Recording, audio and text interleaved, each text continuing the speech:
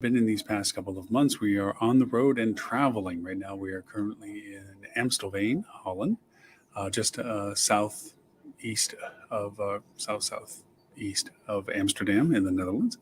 Um, and so, again, apologizing for any background music. We picked the quietest corner we could, similar to last week, in the hopes that we won't be too much distraction as we talk about our topics today, or our topic in particular today.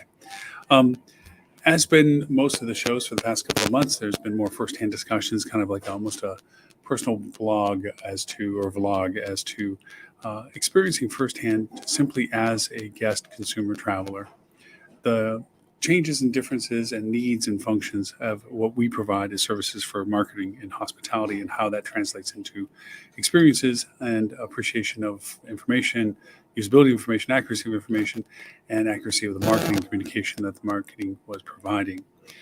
In that tone, also, and we brought this to a conversation point last week, we wanted to talk this week about a little bit more of a tangible dollar amount aspect to things. Now, we've had a discussion about the end of summer last year in regards to travelers' budgets. We did that in discussion to our own budget season for hospitality businesses, which is usually the August and September time season. We made jokes, as we always do. We're one of the few, if not only, industry that has a budgeting season in which we take the time to go through the entire process of evaluation, implementation, forecasting, and then submissions. And with that, we talked about the value proposition of calculating how we see our pricing rates as we see in market and demand.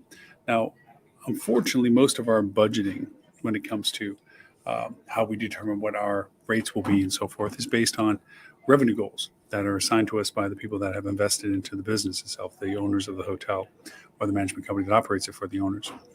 And so it's an inversion to say that there should be also a reflection of what the consumer calculates as what they need to spend or what they have to spend for them to exercise their option with your business.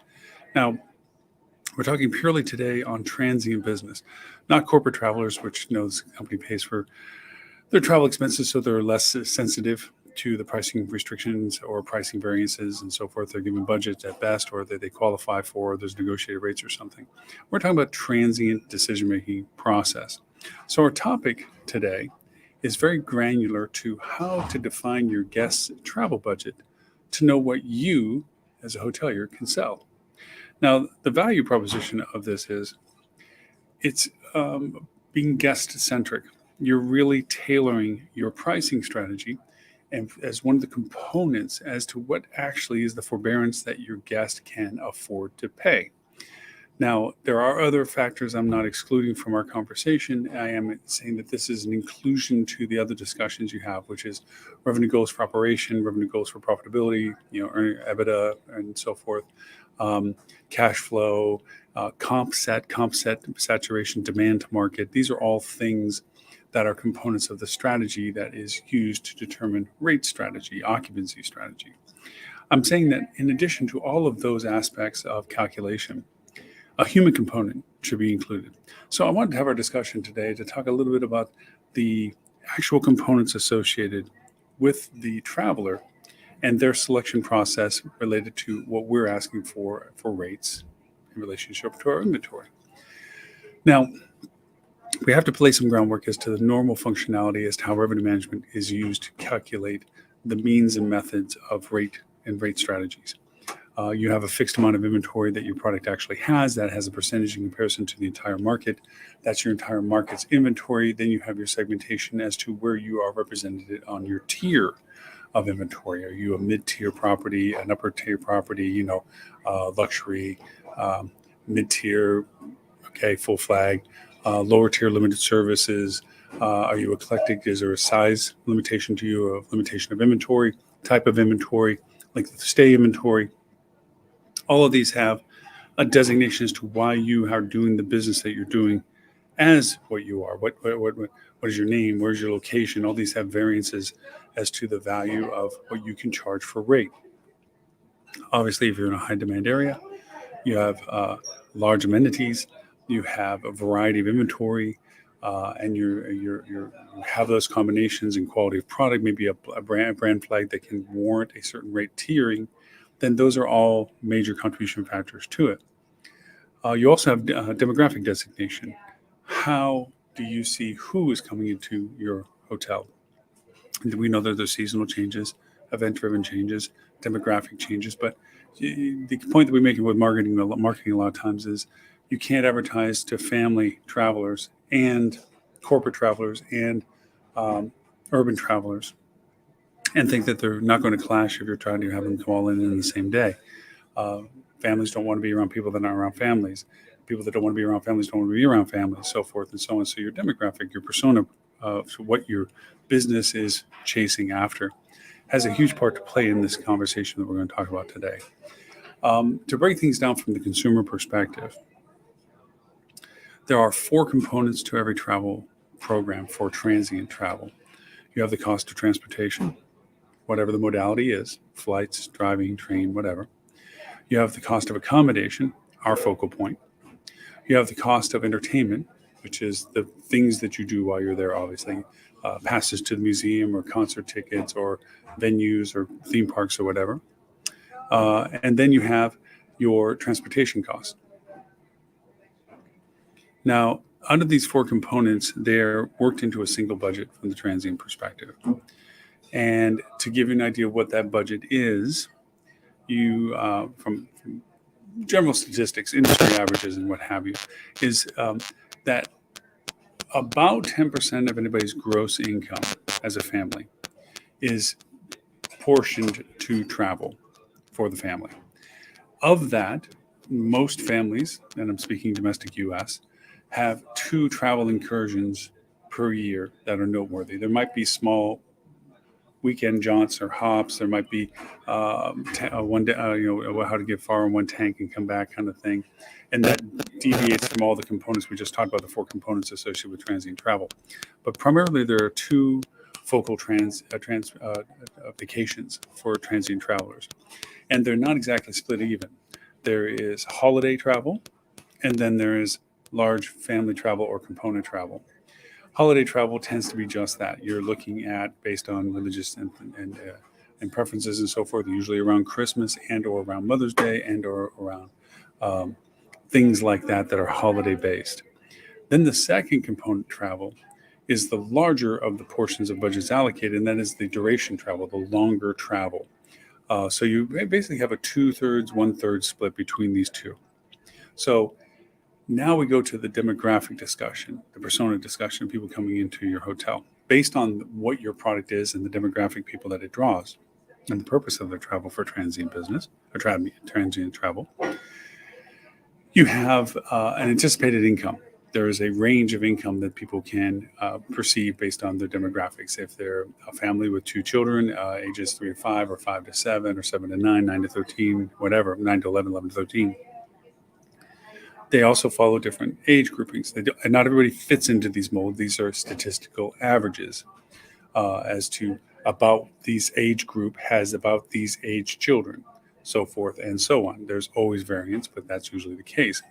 Because of that, there is a progression of income growth over the lifespan of people. Your first job when you first come out of the gate, on average, is one of your lowest paying jobs compared to the escalation of your skills and capabilities and job opportunities as you advance in your life. So your income tends to follow that process, and then it begins to go to the retirement segment. So these are all statistically relevant assumptions that can be made and applied to generalizations as to your demographics of people. If you're looking for urban-centric, metrosexual, brand-sensitive, see and be seen, location is everything kind of mentality, there is an applied implication as to their age group, their family status, and their relative income. Now, always in everything we're saying, there are variations that don't fit the pattern of averaging. But we're going to look at averages to make these kind of comparisons. So if you're looking for family, if they're of an age somewhere between 30 to 35, their children are probably going to be around the ages of 5-ish to 7-ish, maybe a little older if they started sooner, a little younger if they started later. But that's the general ranges of it. They usually will have at least one, maybe two children at that point because they don't want them too far spaced in age and so forth. The things in life that we all go through. So with that in mind, you know that there is probably a combined income. You can make assumptions and basics as to what you think it is that they will be generating. But just to keep it mathematically easy for us in our discussion, let's say the gross family income is $100,000 and it's a family of four, two children, ranges between ages 5 and 7-ish. And for that reason, say 10% of their gross combined income is $10,000. Now, knowing that we on average have two travel events per year for the family, okay, and it's a 2/3, 1/3 split. The 1/3 split is the holiday travel, usually, meaning it's more for a more condensed period of time for a specific reason, usually related to holidays. Then out of that $10,000, you could be safe in assuming that most likely it's around $3,500 that would be dedicated to that trip. That means that about $6,500, okay, is dedicated to their large family trip. Now, with the demographics as we described them, most likely it's related to the children not being in school or having the flexibility around the schooling schedule, which means that summertime is usually the preferential time to travel and or springtime travel because of the break that the children often have in school at that time. And so for that reason, those are two areas of opportunity if that's a seasonality that your hotel caters to. And your hotel caters to families. And your hotel is welcoming to this demographic of family. And you have reasons in your market for people to want to be with you for the purpose of what their children ages are. So all that being said, you have, let's say they have around $6,500 that they are planning on spending for a duration of stay with you. Now, a duration of stay is a relative term.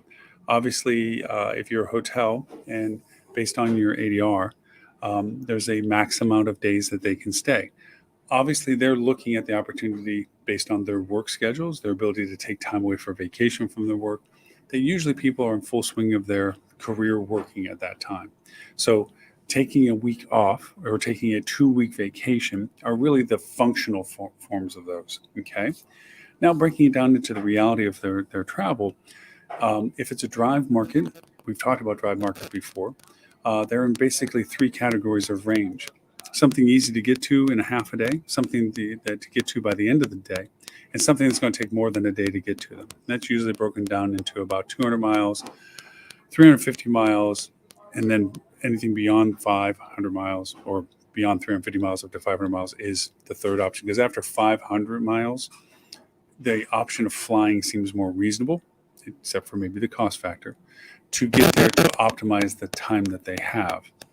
Usually, there's a correlation between the distance traveled and the duration of stay. If they can afford the travel to fly, they may not be able to afford the duration of stay as much as if they were to drive. That, of course, is variable on gas prices or the cost of transportation of the vehicle to get there. Obviously, with gas prices higher, that changes the dynamic. So there is variables to our entire discussion. But going on to the averaging and the statistical relevance of average means and so forth, we're saying that these people will drive.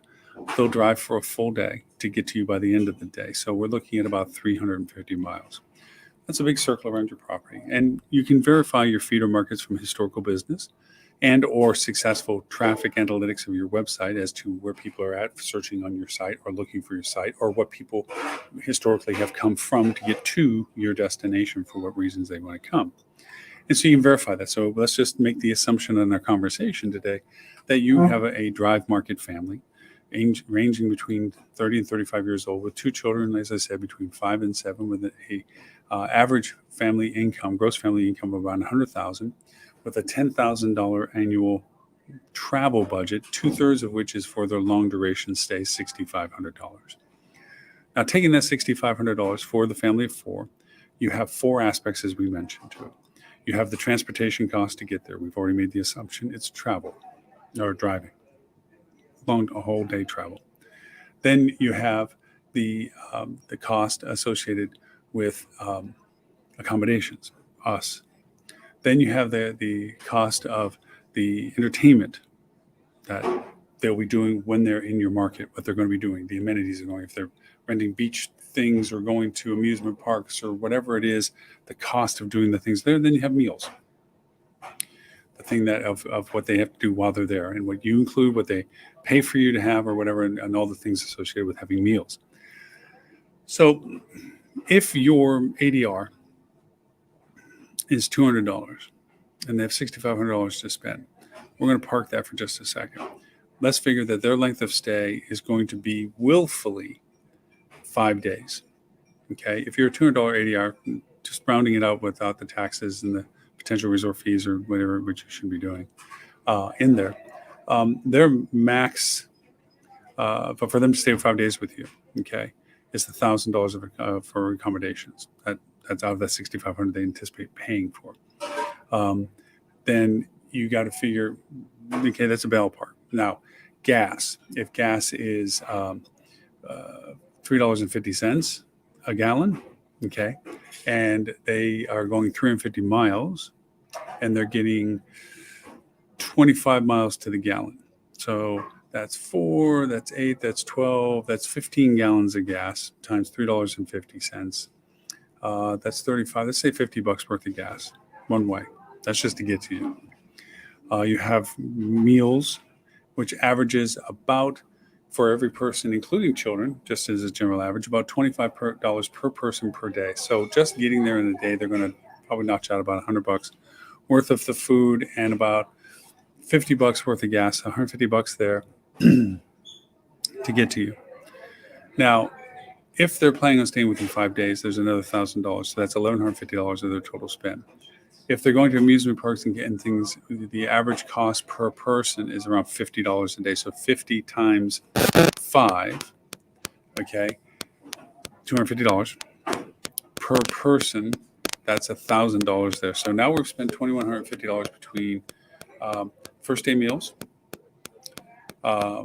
your accommodations, and 5 days worth of entertainment stuff. Now, if it's $25 per person per day, that's $100 a day, 5 days. That's $500. That's added on top of that. So now we're just shy of $2,000. That's going towards this. Now, that's food. That's travel to get to you. That is the accommodations with you. Okay. From that, you have to figure that this is just base numbers. So saying they're going to stay with you 5 days. Now, gas for those 5 days, whether they need to spend gas per day, these are all incremental costs that they have to tack on to this process. Then that's how they look at the budget of what they can afford. So in this scenario, they can either stay longer with you if your rates are consistent to the $200 is the example we're making, or they can go to a more affordable place or a more expensive place because they only have 5 days to stay with you. So if they want to stay with you 2 weeks, that has now immediately doubled.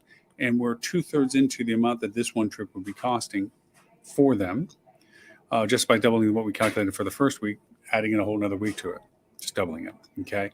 So for a 2-week vacation with the kids, you're looking at about 2/3 of their entire budget potential that they had calculated for. If they were to stay at a more expensive place, or you had higher rates, or you didn't have the same rates, or things got more expensive because it was the demand to market, or they did more things for entertainment, or they bought more food for whatever they're doing and souvenirs and so forth. And that all goes into that budgeting process. So the point of this exercise and the round numbers and the napkin math that we're doing is to really talk about how the consumer evaluates their options in your market. You may have done a great job of marketing. You are in the location that they find most interesting. You have the product of room types that they find most enjoyable. Okay. You have the amenities that they're looking for. And you may have even given the suggestions of places where to eat outside of your own, or discount tickets to the entertainment things that are around you. There may have been a lot of contributions to your process to get there.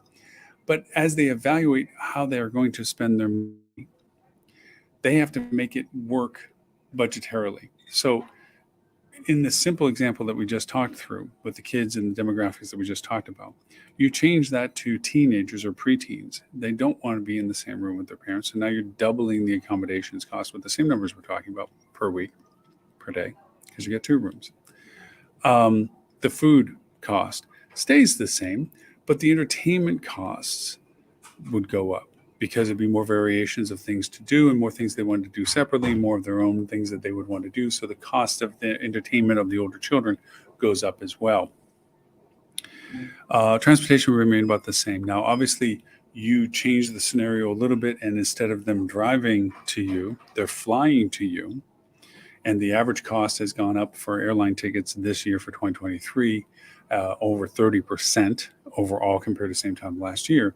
So if you're at $300, which is about the national average of domestic travel for flights, $300, then family of four, okay, that 300 times 4 is $1,200 just to get you there. That's a lot different than the $50 in gas we just talked about. So that $1,200 has to still fit in that $6,500 budget. If your rate wasn't $200, but it was $250, okay, that still has to fit in the $6,500 budget, the fictitious budget that we've created. If your food prices are higher and the cost per person per day for food isn't the national average of $25 per head, okay, actually, to be fair, to make the numbers more accurate, it's $25 per meal period. So it would be $75 per person per day. It's more accurate representation. 25 is in general it's a diluted number for an averaging over a longer period of time. So to be more accurate, it's $25 per person per meal period. Would be a more accurate assessment. So $75 a day per person for that. So that's $300 for a family of four, say. All of that still has to fit into the same budgetary constraint. So if your rates are $20 less, it might make the difference of whether they stay. The key element of this exercise is to really clearly identify the persona of the people that you have coming in, the demographics of the people you have coming in, to really understand your cart abandonment rates when it comes to when to reveal your rates. Is it a rate issue? Is it an inventory availability issue? Did they need two rooms and they could only get one? Did they need a room with twins and there was only a king, or vice versa? All those things have a part to play, inventory types and so forth. So queuing and dialoguing with your guests to understand what were their pain points about type of room, distance of driving, and or cost to get you there, your cost variable prices because you're cheaper in the middle of the week and very expensive over the weekends and the average is still too high, or whatever it is, the incentives you offer for length of stay incentives, the fences of arrivals versus departures, all have an influencing factor on the decision process of your guests to determine if it fits into what they have the availability for finances to do. Now, we had an artificial previous 2 years where people well beyond their budgetary restrictions, as a revenge travel. They were going to spend whatever it took to get back out again. They were going to spend past their normal income budgeting guidelines of, say, 10% of their income would be towards travel. They would spend whatever, it would be 15, 20, 25%. We've seen microloan platforms become successful because people are willing to pay stupid interest to have deferring payments so they don't have to lump sum payments that would make them cash flow problems. That it's better to pay more money, exorbitant more money, like pawnbroker money, interest rates, to be able to stretch out the payments so that you don't wipe out your liquidity to pay these bills than it is to go over and just afford what you're doing. So we had artificial expectations of rate these past 2 years. How our budgeting process works internally is you have owners that are always looking for progressive growth of their investment. They're always looking at the fact that there can be more yieldability, a higher price to charge, or more inventory to sell. Okay? And it's artificial. We talked about this during the budget process last year. We talked about the budgeting process here. This dart on a board, for lack of a better way of doing it, which is not always the case. There is a math of saying for the debt carrying notes, and it's only going to get worse as interest rates necessary, which are floating rates for some companies and so forth. Interest rates have been pushed up tremendously this past 18 months. So those affordable notes that they were carrying for cash liquidity, investment purposes, and so forth, either they forfeited them back or they're stuck with very large variable interest costs. So the first place they're going to look is how can we make more money from the investment we have the loan related to? And they're going to look to squeeze like, okay, I know that our forbearance of ADR is a $175 rate is a assumable, good sellable, we get the occupancy that we want, we get the demand we want, the percentage of capture, market voice, and so forth.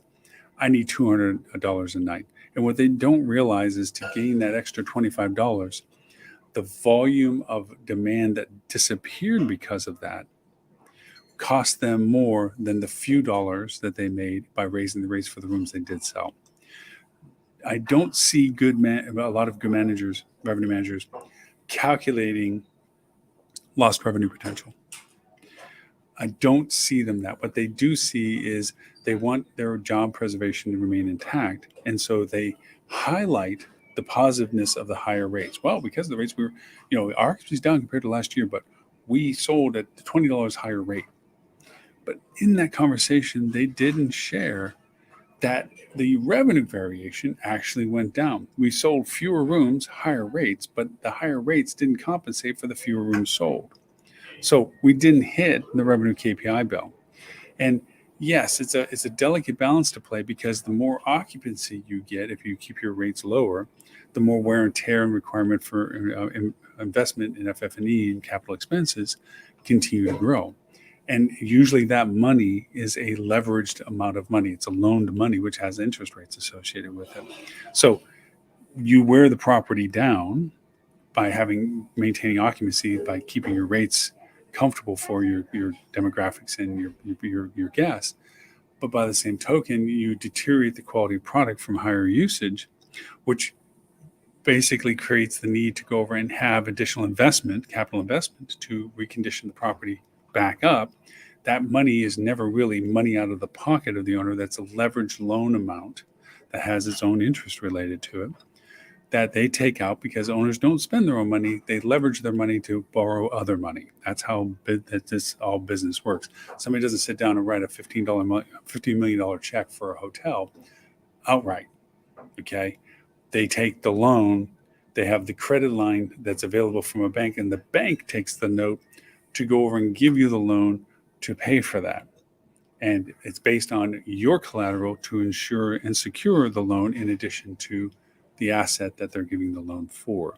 So a lot of the hotel ownership groups or hotel owners, it's really not about them dropping $14 million of their own money in for a $14 million hotel.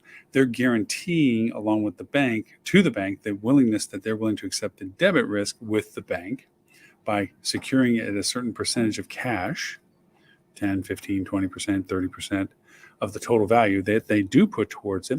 They borrow the rest, and the interest rates are what's killing everyone right now.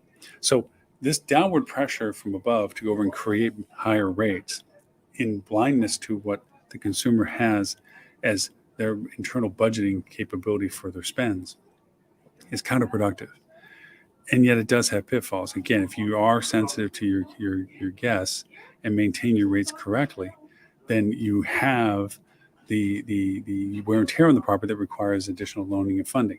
The other concern is, of course, is that the loans that were taken when the interest was affordable and reasonable, and you're willing to take the terms associated with the variability of leveraging it and so forth, you run the risk now that those interest rates have gone escalating way higher than they should, and there's a cash flow issue to pay off the debt, that they are actually in the upside down, and it's costing them money to maintain the loan debt to operate the business. So there you have it. A little insight as to business operations, but more importantly, the insight as to the budgeting process associated with your guests and how they calculate their budgets for travel and how it relates to your rate strategies. So there you have it. I'm getting a little background noise now, so I'm going to go and cut off. Thank you so very much for the privilege of your time. Thank you for watching us on our TV station on Roku, Google TV, Amazon TV, Apple TV, along with Samsung TVs, LG TVs. We're on all of them. Plus also our iOS and Android app, hospitality channel. Go look for it there. And then watching us, of course, simulcasted on Facebook, LinkedIn, Twitter, and YouTube. And if you're a gamer council for media, Twitch. We've always broadcast on Twitch as well. So my name is Loren Gray. Thank you for the privilege of your time, and I look forward to talking to you next week.